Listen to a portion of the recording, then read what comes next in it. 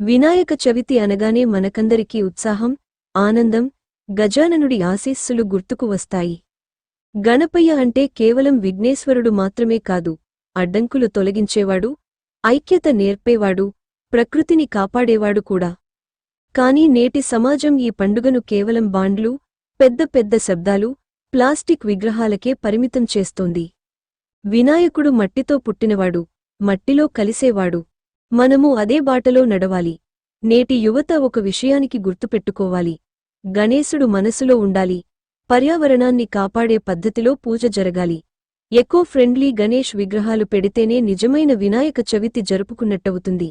ఈ పండుగ కేవలం పూజలకే కాదు, అసలు అర్థం, అడ్డంకులు తొలగించి సమాజం ముందుకు నడవడం. మన మధ్య విభేదాలు, అసూయలు, కోపాలు, ఇవన్నీ విఘ్నాలు. వాటిని తొలగించడమే నిజమైన గణేశ భక్తి. ఈ చవితి ప్రతి ఇల్లు మాత్రమే కాదు, ప్రతి హృదయం కూడా శుభ్రం అవ్వాలి. గణపయ్య మనకిచ్చే నిజమైన సందేశం అదే.